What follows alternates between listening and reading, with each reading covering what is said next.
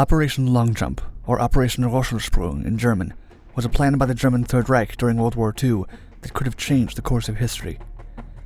Upon learning that British PM Winston Churchill, Soviet Premier Joseph Stalin, and US President Franklin Roosevelt would all be together in November of 1943 attending the Tehran Conference in Iran, German intelligence crafted a mission with the aim of eliminating or kidnapping the leaders of all three of Germany's greatest adversaries in one dramatic swoop.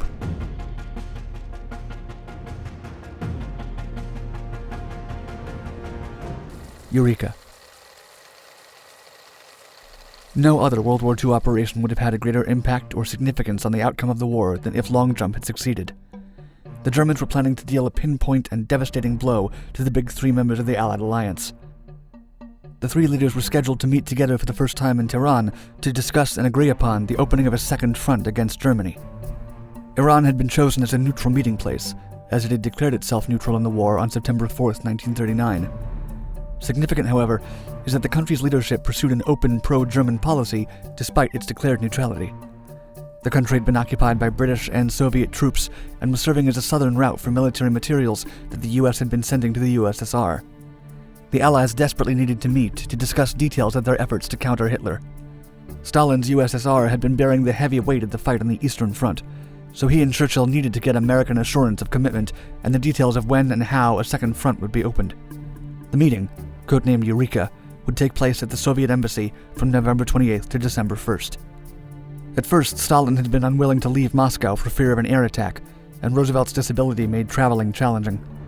Yet Churchill kept relations between all three active, apart from correspondence and calls, by traveling to meet each of them individually on different occasions.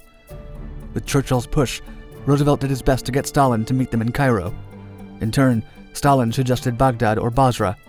In the end, they settled for Tehran, and the world leaders made the effort to travel despite their reservations.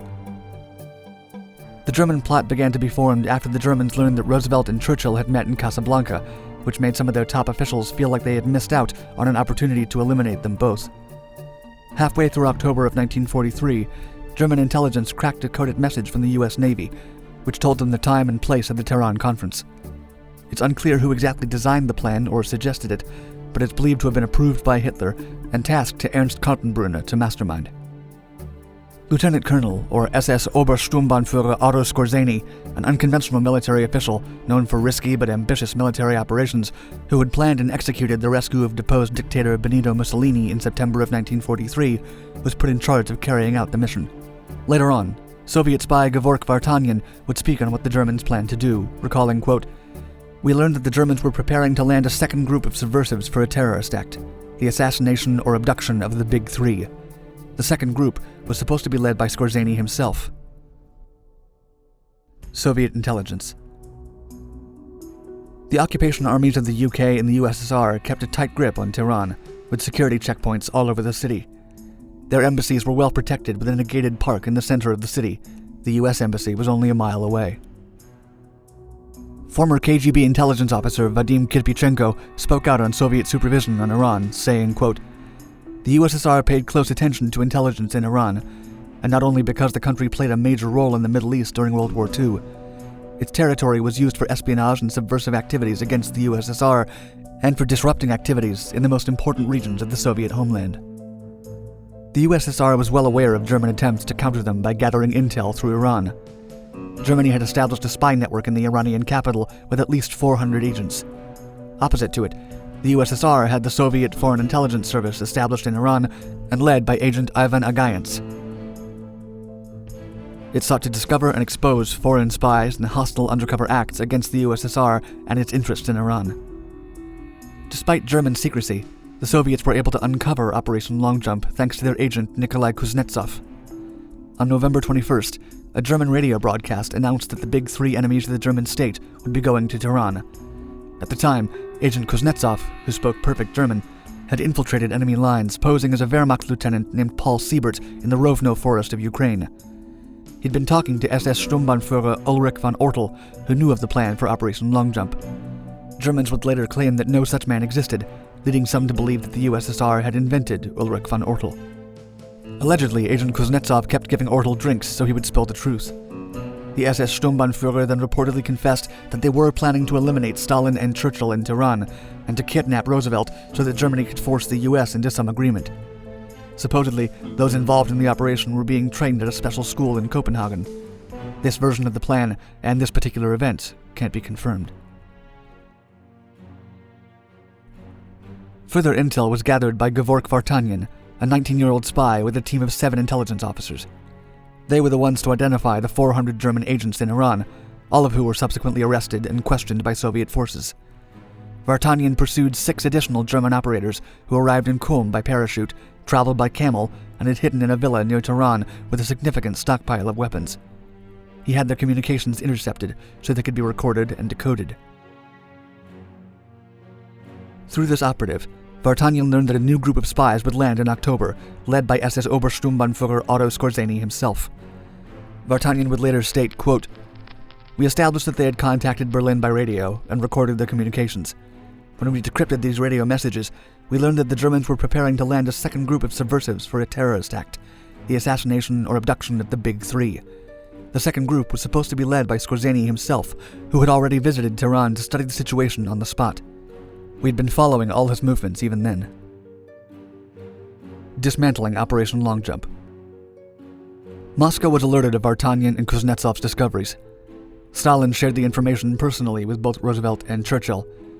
Of the espionage team's next moves, Vartanyan would report, quote, "We arrested all the members of the first group and forced them to make contact with enemy intelligence under our supervision. It was tempting to seize Skorzeny himself, but the Big Three had already arrived in Tehran, and we could not afford the risk. We deliberately gave a radio operator the opportunity to report the failure of the mission, and the Germans decided against sending the main group under Skorzeny to Tehran. In this way, the success of our group in locating the Nazi advance party and our subsequent actions thwarted an attempt to assassinate the Big Three." According to the Soviets, the Germans aborted the mission right then and there. Another version of events holds that the German spies were able to contact Berlin before getting arrested and sent an encrypted message canceling the mission.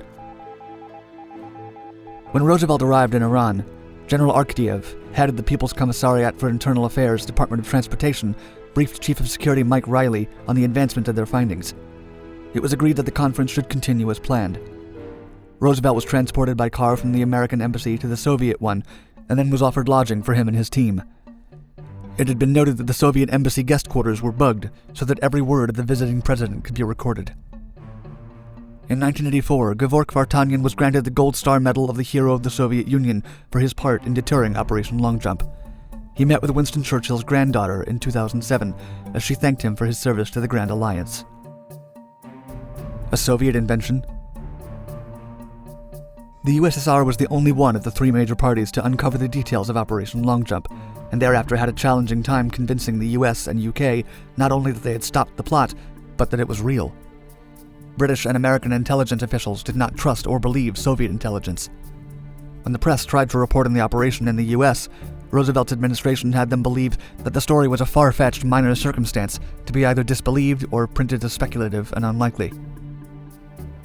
In the UK, the Joint Intelligence Committee of the War Cabinet concluded that Long Jump was a Soviet invention. Much debate has been carried out about the veracity of the German assassination effort and the Soviet intervention that allegedly saved the 3 Allied leaders. It's been claimed that the 400-agent German network was destroyed before Tehran was chosen as a meeting place, so Germany would not have been able to infiltrate Iran. Once more, it's also been argued that during the conference there were no incidents, despite the fact that over 3,000 Soviet troops were guarding the city, and that both Churchill and Roosevelt traveled in open cars or by foot at least once during their 4-day stay. It's been alleged that the Soviet Union invented Operation Long Jump so that Roosevelt would stay at their embassy to be spied on. Skorzeny himself denied that the plan was ever designed. He stated after the war that the possibility of assassinating Churchill was discussed, but seen as unfeasible and unrelated to the Tehran Conference. He also claimed that the primary intelligence source for the mission, Sturmbannführer Ulrich von Ortel, never existed. These contested claims did not stop the story from circulating as true in Russia, where printed and cinematic media have extensively covered the sequence of events surrounding Operation Long Jump. While the truth may never be known for certain, a number of contemporary Western academics have conceded that it is possible that Soviet claims regarding the situation were completely accurate.